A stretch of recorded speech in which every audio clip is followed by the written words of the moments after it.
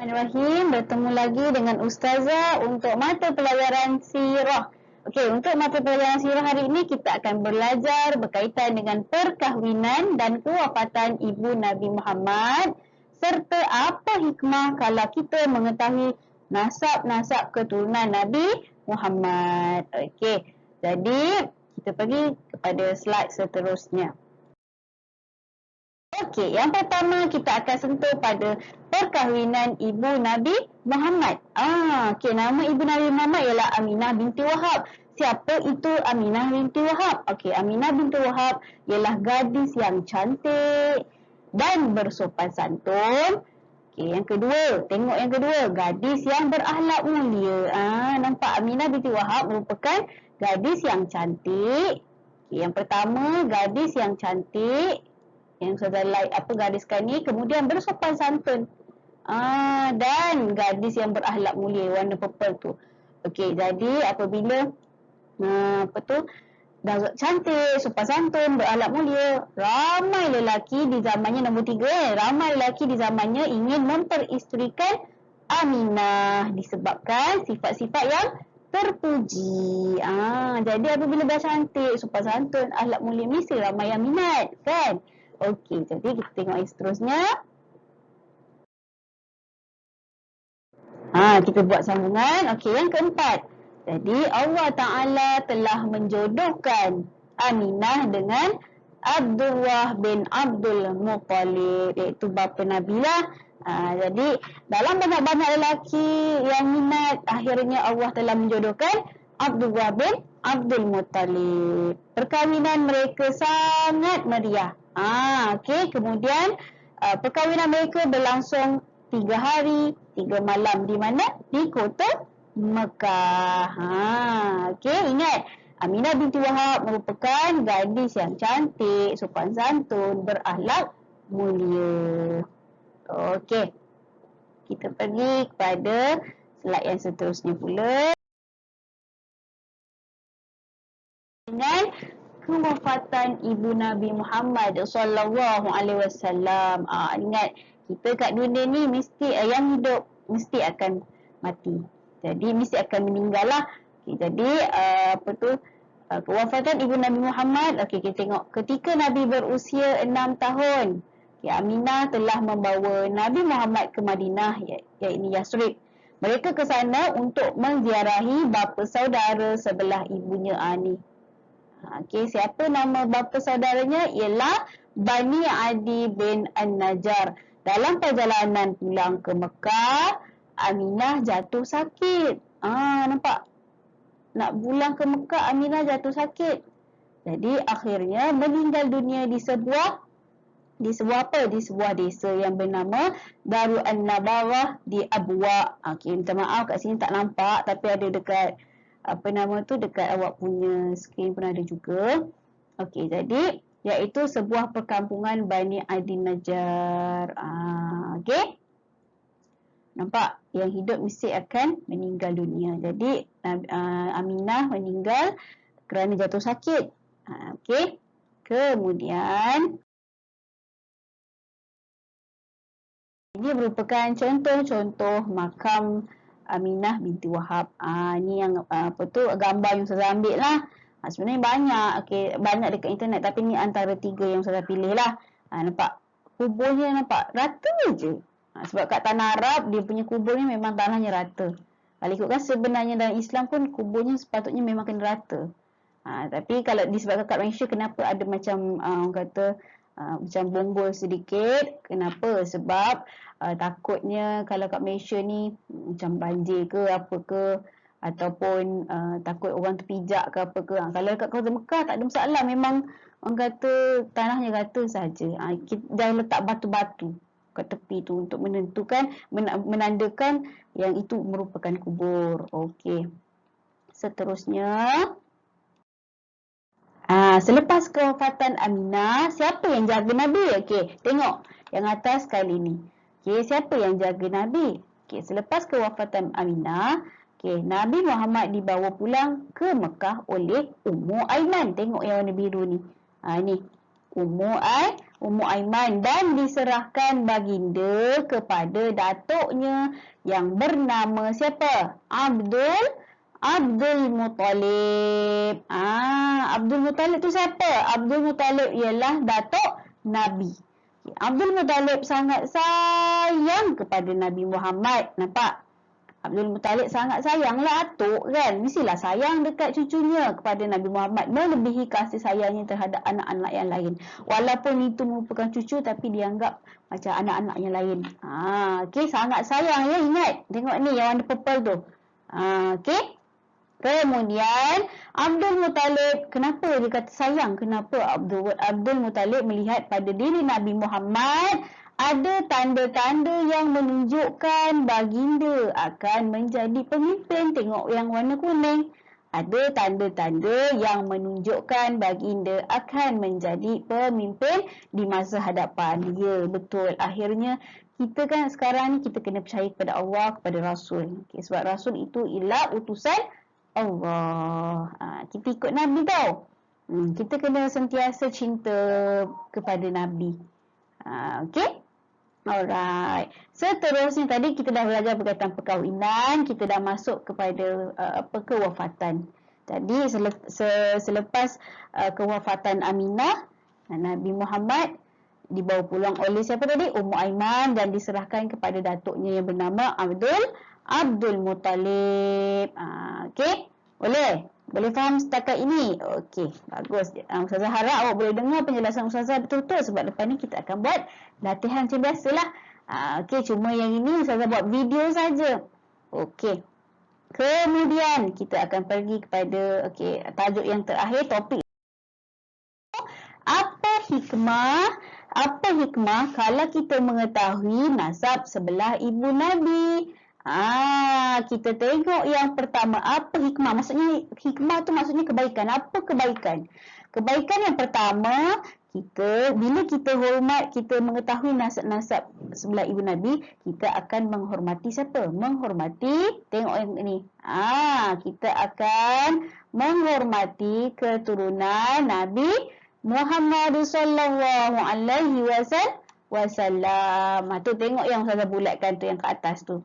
Okey, kemudian tengok yang kotak kedua belah kiri ni. Yang kat sini ni. Ni.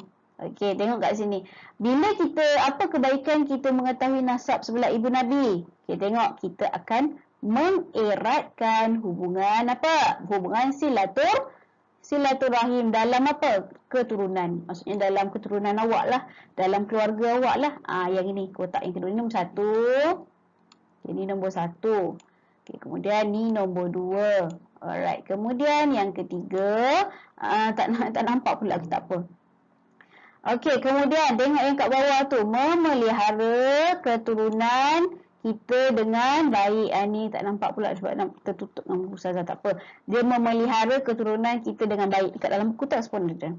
Okey, memelihara keturunan. Dan yang keempat, kita dapat menjaga, ni yang keempat ni, kita dapat apa? Bila kita tahu nasab-nasab keturunan Nabi, kita tahu siapa ibu Nabi, siapa ayah Nabi. Jadi kita dapat tahu siapa datuk Nabi. Jadi kita akan menjaga nama baik keturunan. Yelah, takkan kita nak malukan keluarga, betul? Ni yang keempat. Macam maaf ya, saya contoh ya.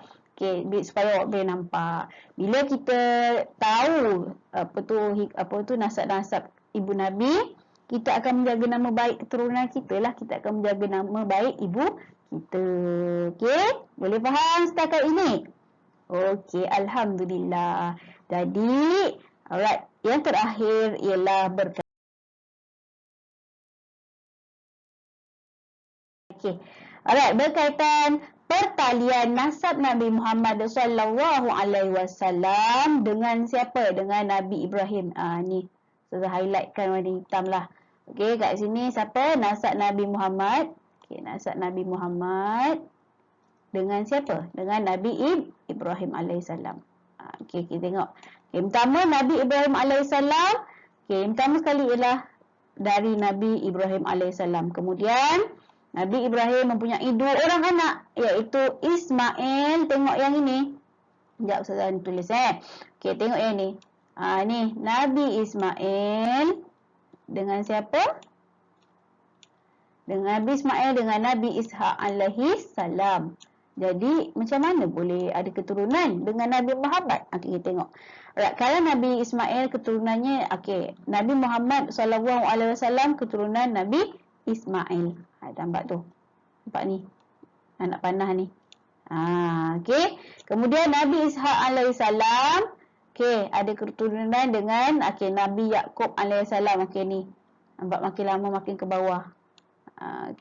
Kemudian Nabi Yaqub alaihi salam ada tambah lagi dua nabi, Nabi Isa alaihi salam dan Nabi Musa. Boleh? Setakat ini. Ini boleh tengoklah dekat buku teks awak pun ada. Buku teks muka surat awak boleh tengok buku teks pada muka surat berapa? Muka surat 26. Okey? Boleh? Alright. Saya lupa tadi. Akhir pembelajaran tadi, memandangkan akhir pembelajaran. Tapi tak apa, awak boleh tengok tajuk ini pada muka surat. Pada muka surat 24, 24, 25, 26. 3 muka surat sahaja. Okey? Itu sahaja. Jadi, jangan lupa ada yang terakhir. Latihan. Awak boleh buka muka surat 45 dekat buku latihan. Ustazah nak awak buat dengan ibu ayah awak. Minta bantuan daripada ibu ayah. Awak tulis ya. Pelajar murid-murid tulis bantuan ibu ayah. Maksudnya tolong bacakan ke. Macam itu. Yang nombor muka surat 45 ni, muka surat 45 ni awak kena salin semula ya. Arahan dia kata apa? Salin semula dengan tulisan cantik. Cantik-cantik. Tak apa, ini slow-slow lah awak tulis. Kemudian yang ke muka surat 45-46 ni padankan pernyataan berikut. Tengok Abdullah bin Abdul Muttalib. Ni kena padankan siapa orangnya. Aminah binti Wahab, siapa orangnya. Ni. Pertama, gadis yang cantik. Dua, lelaki kuat bekerja. Gadis yang bersopan santun. Lelaki yang merendah diri. Gadis yang berakhlak mulia. Gadis yang taat orang tua. Lelaki yang berani. Lelaki yang tidak suka bermusuh. Ini muka surat 46 Ustazah bacakan. Ustazah tak buatkan untuk awak. Ustazah nak awak buat sendiri dengan dengan bantuan ibu ayah awak. Kemudian, tandakan betul pada pernyataan yang benar dan salah pada pernyataan yang salah. Macam biasalah. Amik tengok nombor 1. Aminah telah membawa Nabi Muhammad ke Madinah ketika baginda berusia 6 tahun. Betul ke tidak? Kalau betul, tandakan betul kat kotak. Kemudian, tujuan ke Madinah adalah menziarahi tempat bersejarah. Betul ke untuk bersejarah? Kalau salah, awak salahkanlah. Ustazah nak awak buat sendiri berdasarkan penerangan yang Ustazah bagi. Nanti Ustazah akan tengok dan semakkan. Okey, insya-Allah. Kemudian, nama bapa saudara sebelah Aminah ialah Bani Adi bin An-Najjar. Betul ke tidak? Tengok pada penerangan Ustazah tadi. Tandakan betul ke salah. Kemudian yang keempat, Aminah meninggal dunia di Abwa. Betul ke tidak? Kalau betul, tandakan betul. Kemudian Nabi Muhammad dibawa pulang ke Melawati oleh Ummu Aiman. Ke Melawati. Betul ke Melawati? Betul ke Melawati? Melawati betul ke? Kalau salah, tandakan salah. Kalau betul, tandakan betul. Ke Melawati ke? Ke mana? Ke Mekah kan? Kemudian Ummu Aiman telah menyerahkan Nabi Muhammad kepada datuknya. Betul ke salah? Okey. Dan yang terakhir, muka surat 48 serta muka surat 49. Muka surat 48 ni, awak kena cerakinkan perkataan yang bergaris. Mana yang bergaris awak tengok. Contoh, ni menghormati kan? Ni saya bagi contoh Contoh menghormati. Mim. Awak kena asingkan dia. Okey, mim. Lepas tu buat huruf nga. Awak kena cerakinkan. Okey? Cerakinkan. Meng. Hor. Ro. Mim. Ta. Ya. Macam itu. Awak kena cerakinkan. Okey? Sama dengan soalan yang seterusnya ni gelar bawah. Tengok mana yang bergaris. Contoh yang bergaris ni kan. Jadi, alamak. Jadi, kalau itu, awak kena ni lah. Okey? Contoh yang bergaris tu menghormati. Nampak? Ustazah nampak kat sini. Yang mana garis, awak kena cerakinkan. Cerakinkan tu maksudnya jadikan dia satu huruf yang tunggal. Okey, dan soalan yang terakhir muka surat 549, lengkapkan rajah di bawah. Kat rajah ni ada yang Ustazah tunjukkan tadi kat buku teks ada. Surat 26. Okey, setakat itu sahaja untuk kelas hari ini. Terima kasih kepada semua yang mendengar video Ustazah ini. Ustazah harap apa yang kita belajar hari ini diberi kata kefahaman kepada awak semua, insya-Allah. Mudah-mudahan segala urusan kita dipermudahkan, insya-Allah. Okey, kita akan berjumpa dengan subjek akhlak kejap lagi. Okey, itu saja. Terima kasih. Assalamualaikum warahmatullahi wabarakatuh. Okey. Alright, bye-bye.